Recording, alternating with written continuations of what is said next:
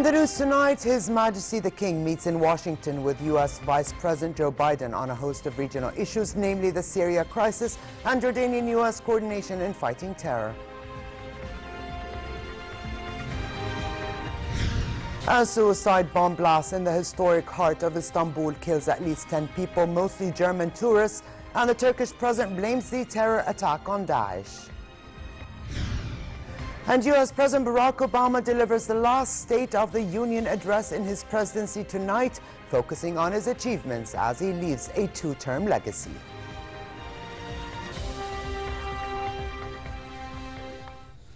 Good evening and welcome to a new edition of the news. Here are the details. His Majesty the King, on a work visit to the United States, met today in Washington with U.S. Vice President Joe Biden. His Majesty's discussion with Biden focused on the current situation in the region, namely the Syria crisis and ongoing international efforts to fight terrorism and extremism. His Majesty stressed the need for a comprehensive solution to Syria crisis that puts an end to the suffering of the Syrian people. King Abdullah and Biden also highlighted the importance of supporting the Iraqi government's efforts to end the threat of Daesh in Iraq. Efforts to revive Palestinian-Israeli peace talks were also discussed, leading to a two-state solution based on international legitimacy. The talks also tackled Jordanian-U.S. cooperation in the renewable energy field. Jordan and the United States signed a joint action plan to combat the smuggling of nuclear and radioactive material. The agreement aims to build the kingdom's capacity in the detection and prevention of nuclear and radioactive material being smuggled. The deal was signed by Minister of Foreign and Expatriates Affairs Nasser Judeh and U.S. Secretary of State John Kerry on the sidelines of His Majesty the King's official visit to the United States. The plan sets the ground for closer mutual technical cooperation and will contribute to providing the kingdom with advanced technology. It also aims at establishing a robust nuclear safety system as the kingdom embarks on an ambitious nuclear energy program. King Abdullah condemned a terrorist bomb blast in Istanbul's Sultan Ahmed Square that killed and injured innocent people. In a cable to Turkish President Recep Tayyip Erdogan, His Majesty expressed sympathies over the loss of lives in the tragic attack. He also affirmed Jordan's support to Turkey in the fight against such terrorist and cowardly acts. And the government also condemned the terrorist attack in Istanbul, which the Turkish president blamed on Daesh. State Minister for Media Affairs and Government spokesman Mohammed al-Momani expressed Jordan's sympathies to the Turkish government and people and renewed the kingdom's denunciation of all forms of terrorism. The minister said the terrorist bombing underlines the need to step up international efforts to end violence. At least 10 people were killed, most of them German tourists, when a suicide bomber blew himself up in Sultan Ahmed Square near the Blue Mosque and Hagia Sophia in the historic heart of Istanbul. Peru's foreign ministry said a Peruvian man was also killed in the blast and one woman injured. And Norway's foreign ministry said one Norwegian man was injured and is being treated in hospital. Deputy Prime Minister Numan Kurtulmuş said the bomber was believed to have recently entered Turkey from Syria, but was not on Turkey's watch list of suspected militants. Tourist sites, including the Hagia Sophia and nearby Basilica Cistern, were closed on Istanbul's governor's orders. There has been no claim of responsibility yet to the attack.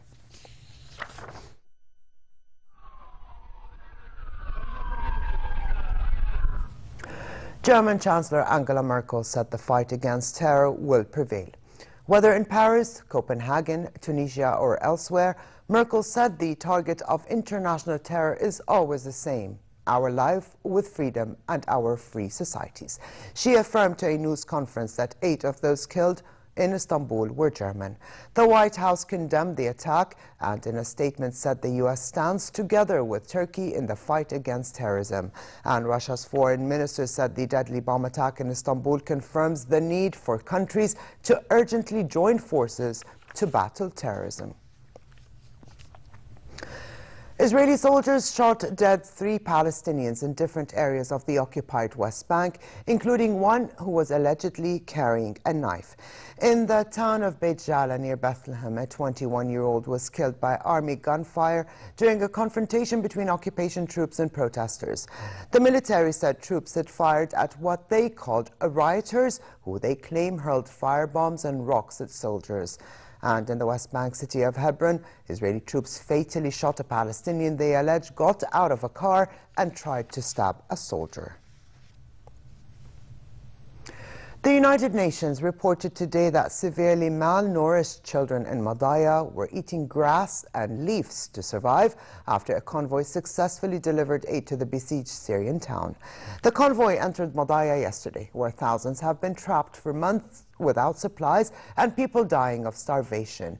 UN Refugee Agency spokesman Adrian Edwards said the situation was desperate, and a doctor accompanying the convoy reported children had resorted to eating grass to survive.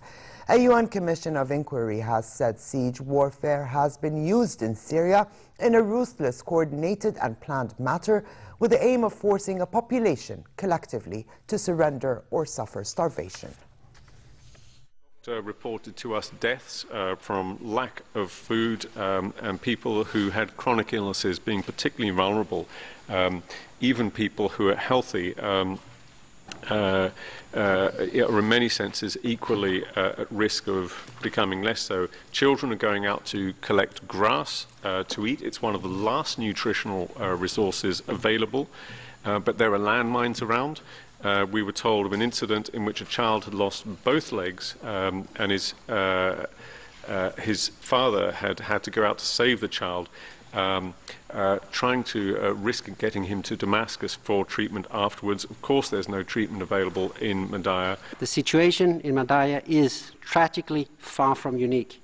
Almost 400,000 people in Syria are trapped in areas besieged by the various parties to the conflict. The use of siege and starvation as a method of war has become routine and systematic, with complete disregard for civilian life. Meanwhile, the Syrian Army retook a frontline town in Latakia province from insurgents in a push by government forces to recover lost territory in the west. The British-based Syrian Observatory for Human Rights said government troops and fighters have entered Selma, located northeast of Latakia. The troops were supported by dozens of airstrikes, and the observatory said Russian officers were overseeing the assault. At least 7 Sunni mosques and dozens of shops in eastern Iraq were firebombed, while 10 people were shot and killed in Miqdadiya, northeast of Baghdad, in separate incidents today. Abdullahs al-Hmaim, head of Iraq's government body overseeing Sunni religious sites, called mosque attacks a desperate attempt to destroy Iraqi unity, while the United Nations warned in a statement the mosque bombings could take the country back into the dark days of sectarian strife. Witnesses said some of those killed were shot inside their homes or dragged into the streets and executed by gunmen wearing black and camouflage uniforms. Police sources and local residents said the gunmen were patrolling Miqdadiya and warning families through loudspeakers to leave the city or face death. Iraqi officials condemned both the mosque attacks as well as yesterday's bombings, which said targeted Shiites. Britain's Ministry of Defence released a video showing British airstrikes conducted on Sunday targeting Daesh in the Al Omar oil fields in eastern Syria. The airstrikes targeted mobile cranes that were being used by Daesh to repair oil fields previously damaged by coalition airstrikes in the area. A statement from the ministry also said that a Reaper aircraft flew the 1,000th sortie over Iraq and Syria since operations against the terrorist group began in October 2014. Britain is conducting airstrikes against Daesh in both Syria and Iraq as part of a wider US-led coalition. In total, since yesterday, the US and its allies conducted 23 strikes against the group in Iraq and Syria. 4 strikes in 3 Syrian cities wounded fighters and hit Daesh tactical units and buildings. And in Iraq, 19 strikes in 9 different cities destroyed command centers and several fighting positions and vehicles. Crude oil prices lost more than 4% today, extending a relentless sell-off to trade below $30 a barrel for the first time since December 2003. U.S. stocks were flat in afternoon trading after an early rally was wiped out as crude oil prices once again held the markets hostage. 7 of the 10 major S&P sectors were lower, led by a 1.9% drop in the energy sector. The Dow Jones Industrial Average was down 0.11%, and the Nasdaq Composite Index was up 0.15%. U.S. President Barack Obama will deliver a State of the Union speech later tonight, his last before the election of a new president in November. In the televised speech in Congress, Obama will present an agenda for his final year in office and beyond, aiming to paint an optimistic vision of America, despite worries about immigration, terrorism, and economic inequalities. Obama is likely to tout last year's Iran nuclear deal and improved U.S.-Cuba relations as achievements. He will also likely discuss the U.S. fight against Daesh, which has generated criticism from Republicans as being too meager. His speech is expected to stick to themes he hopes will define his legacy, but steer clear of new legislative proposals that his fellow Democrats are laying out on the presidential campaign. Ahead of his last State of the Union address, the White House released a video promoting Obama's legacy. We are living through difficult and uncertain times. Tonight, I want every American to know this: we will rebuild. We will recover, and the United States of America will emerge stronger than before. Because of the steps we took, there are about 2 million Americans working right now who would otherwise be unemployed. The economy is growing again. More than 3 million jobs, over 6 million new jobs, more than 8 million new jobs, more than 11 million new jobs. Our unemployment rate is now lower than it was before the financial crisis. This is good news, people.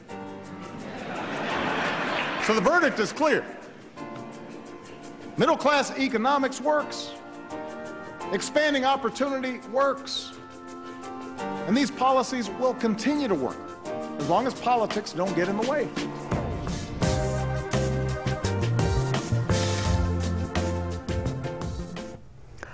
Chelsea Clinton took to the campaign trail to underscore her mother, Democratic presidential candidate Hillary Clinton's commitment to issues concerning new mothers, paid maternity leave, and early childhood education. Her campaign has focused on a demographic considered critical to securing both her party's nomination and the White House: women in their 20s, 30s, and 40s. She said her mother's plans were influenced by research that stressed the importance of the first 3 years of a child's life to their overall health. Chelsea, who is expecting her second child, was speaking at an event focused on early childhood in Concord, New Hampshire. I certainly know that becoming a grandmother has only deepened my mother's resolve to work on issues like those related to early learning and early childhood that have brought us here together today, and also was one of the real reasons she decided to run for president. With Powerball's jackpot now at $1.5 billion and likely to surge higher by tomorrow's drawing, New Yorkers lined up at stores for their chance of winning the biggest lottery payout in U.S. history. The pot pushed higher when no ticket holder had the winning combination of 6 numbers during Saturday's drawing, when the grand prize reached nearly $950 million. The record prize had people who rarely participate in lotteries try out their luck. New York is one of 44 states, plus Washington, D.C. and 2 U.S. territories that participate in Powerball. Tomorrow's grand prize is worth $930 million if a winner chooses an immediate cash payout instead of $1.5 billion in annual payments over 29 years. Only when it's really high. I figure the odds are 1 in 175 million or so. So it's got to be at least 200 million or so to, I think to be worth it. But they say there's probably a greater chance of being, bitten by a shark than winning the lottery. So.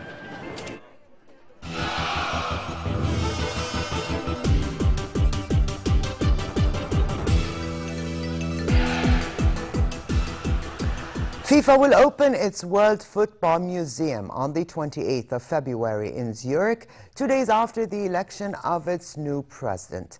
At a cost of $140 million, the museum has 3 floors covering about 3,000 square meters dedicated to permanent and temporary exhibitions, and 1,500 square meters of public space, including a shop, a bar, and a conference center.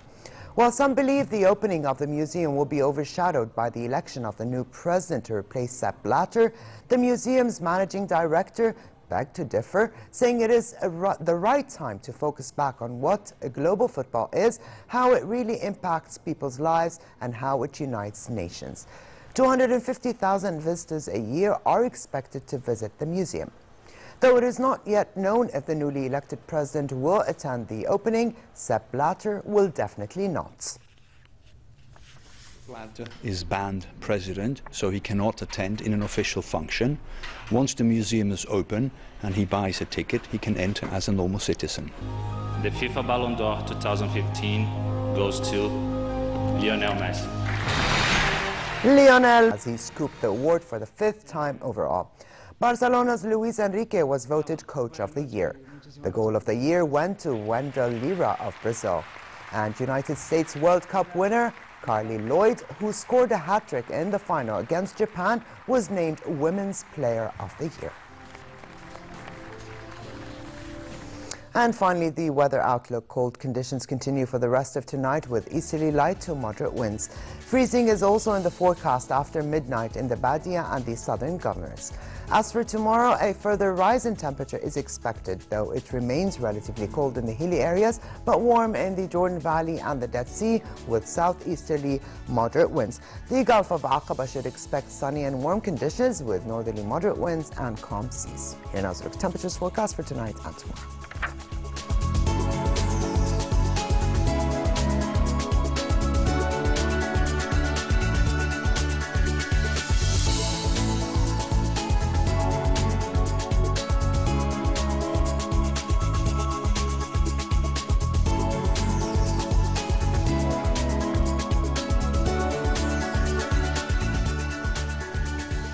And to close, his reminder of the day's top stories. His Majesty the King meets in Washington with U.S. Vice President Joe Biden on a host of regional issues, namely the Syria crisis and Jordanian-U.S. coordination in fighting terror.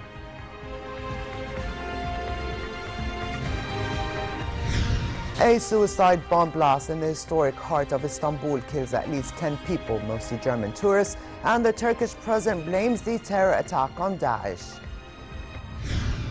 And U.S. President Barack Obama delivers the last State of the Union address in his presidency tonight, focusing on his achievements as he leaves a 2-term legacy. And with this, we come to the end of this edition of the news. I'm Ali Tuqan. Thank you for joining us and have a good night.